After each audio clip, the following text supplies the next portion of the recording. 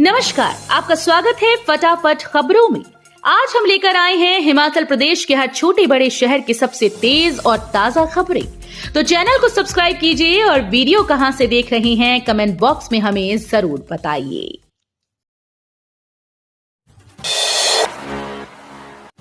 नशे और अवैध खनन पर सुक्खू सख्त, डीसी-एसपी को कड़ी कार्रवाई करने के आदेश।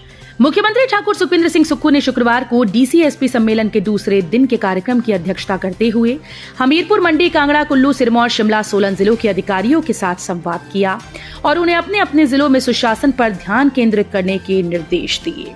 उन्होंने सभी उपायुक्तों को उपमंडल स्तर पर राज्य सरकार की प्रमुख योजनाओं की समीक्षा करने और 31 दिसंबर 2024 तक रिपोर्ट प्रस्तुत करने के निर्देश दिए। उन्होंने कहा कि राज्य सरकार ने सभी डीसी और एसपी की वार्षिक मूल्यांकन रिपोर्ट के लिए नए प्रदर्शन आधारित नियम बनाए हैं। हिमाचल हाईकोर्ट ने इलेक्ट्रॉनिक्स कॉर्पोरेशन के माध्यम से आउटसोर्स भर्ती पर लगाई रोक। हिमाचल में इलेक्ट्रॉनिक्स कॉर्पोरेशन के जरिए से आउटसोर्स भर्तियों पर हाईकोर्ट ने रोक लगा दी। कार्यवाहक मुख्य न्यायाधीश तरलोक सिंह चौहान और सत्येन वैद्य की खंडपीठ ने कॉर्पोरेशन के तहत पंजीकृत सभी कंपनीज का डेटा वेबसाइट पर अपलोड करने के निर्देश दिए। जब तक सभी कंपनीज का डेटा वेबसाइट पर अपलोड नहीं होगा तब तक आउटसोर्स भर्तियों पर रोक रहेगी। याचिकाकर्ता के अधिवक्ता ने अदालत को बताया कि प्रदेश में 110 कंपनीज फर्जी पाई गईं। इसके बावजूद इनके जरिए हजारों लोगों को आउटसोर्स पर भर्ती किया जा रहा है। आउटसोर्स के नाम पर भर्तियां कर युवाओं के भविष्य के साथ खिलवाड़ हो रहा है। अदालत ने सरकार से मामले में अगली सुनवाई को स्टेटस रिपोर्ट दायर करने को कहा। केंद्र से मिलने वाली कंपोजिट ग्रांट पर लगी रोक, स्कूल्स में गहराया वित्तीय संकट। हिमाचल को केंद्र से मिलने वाली कंपोजिट ग्रांट पर रोक लगा दी गई। प्रदेश को अभी तक ये ग्रांट नहीं मिली, जबकि पूर्व में केंद्र से अगस्त महीने में ये ग्रांट प्रदेश को जारी हो जाती थी, लेकिन इस बार अभी तक राज्य को ये ग्रांट जारी नहीं हुई। बता दें कि केंद्र सरकार सभी राज्यों के सरकारी स्कूल्स की जरूरत व मेंटेनेंस के लिए बजट जारी करती है। पहाड़ी राज्यों के लिए केंद्र से 90% ग्रांट मिलती है और 10% इसमें राज्य सरकार का शेयर रहता है। लेकिन इस बार हिमाचल के सरकारी स्कूल्स को ये ग्रांट न मिलने से खासी दिक्कतें पेश आ रही हैं। रेडी फड़ी वालों, करोड़ों की फर्म के मालिक, राष्ट्रव्यापी जीएसटी जांच अभियान में हुआ खुलासा। रेडी फड़ी पर मूंगफली बेचने से कबाड़ उठाने वाले तक करोड़ों की फर्म के मालिक हैं। जीएसटी फर्जीवाड़े में राष्ट्रव्यापी अभियान से इसका खुलासा हुआ। फर्जीवाड़े के तार कई राज्यों तक फैले हैं। हिमाचल में जो कंपनीज बनाई गई उनके मालिक उत्तर भारत के अलग अलग राज्यों से ताल्लुक रखते हैं, लेकिन ये सभी बड़े उद्योगपति नहीं, बल्कि इनमें से ज्यादातर आम लोग हैं जो मुश्किल से अपना गुजारा चला पा रहे हैं। इनके आधार कार्ड का फर्जी तरीके से इस्तेमाल कर जीएसटी में पंजीकरण किया गया। प्रदेश में करीब 200 कंपनीज जांच के दायरे में हैं और इन कंपनीज के पंजीकरण के दौरान जो रिकॉर्ड सामने आए उनके आधार पर अब विभाग जमीनी स्तर की कार्रवाई में जुट गया है। कंपनी संचालकों के आधार कार्ड हिमाचल के बाहर पंजीकृत हैं। सीबीएस से विवाद, एसपी बद्दी इल्मा अफरोज छुट्टी पर, सरकारी आवास किया खाली।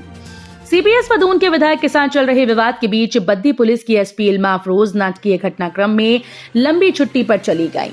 बताया जा रहा है कि वो 15 दिन की छुट्टी पर गई हैं। सूत्रों के अनुसार एसपी ने अपना सरकारी आवास भी खाली कर दिया। बताया जा रहा है कि वो यहां से अपने मेडल और किताबें ले गईं। उन्होंने इसी साल 27 जनवरी को एसपी बद्दी का कार्यभार संभाला है। इस बीच कई कारणों को लेकर उनका सीपीएस से कई मुद्दों पर टकराव भी हुआ, जो बाद में सार्वजनिक हो गया। सीपीएस ने इल्मा के विरुद्ध विधानसभा में विशेषाधिकार हनन का प्रस्ताव भी प्रस्तुत किया। 58 साल की उम्र में रिटायरमेंट, गैर कानूनी हाईकोर्ट ने हिमाचल सरकार को ठहराया गलत। हिमाचल प्रदेश हाईकोर्ट ने चतुर्थ श्रेणी कर्मचारी को 60 वर्ष की जगह 58 वर्ष की आयु में सेवानिवृत्त करने के राज्य सरकार के इरादे को गैर कानूनी ठहराया। कोर्ट ने साफ तौर से कहा कि 60 साल तक ड्यूटी करना कर्मचारी का हक रखता है। न्यायाधीश अजय मोहन गोयल ने हाईकोर्ट की खंडपीठ के द्वारा इस बाबत दिए निर्णय को दोहराते हुए कहा कि चतुर्थ श्रेणी कर्मचारी चाहे 10 मई 2001 से पहले या 10 मई 2001 के बाद नौकरी में लगा हो, वो 60 वर्ष की आयु प्राप्त करने तक सेवा जारी रखने का अधिकार रखता है। तब कहां से डेटा लेगा उपग्रह, व्हाट्सएप पर मिलेगा अपडेट। एनआईटी हमीरपुर के स्टूडेंट्स ने तैयार किया पोर्टल।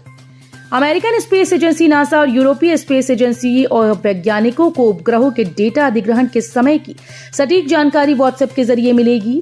उपग्रह कब कहां से गुजरकर डेटा लेगा, इसकी सटीक जानकारी NIT हमीरपुर के विद्यार्थियों की ओर से तैयार किए गए पोर्टल पर उपलब्ध होगी। नासा स्पेस एप्स चैलेंज को क्रैक कर NIT हमीरपुर के भौतिकी और फोटोनिक्स विज्ञान विभाग के विद्यार्थियों की टीम ने ऐसा मॉडल विकसित किया है जिसकी मदद से एक ही टाइम में उपग्रह और पृथ्वी का डेटा लेने की सहूलियत शोधार्थियों और वैज्ञानिकों को मिलेगी।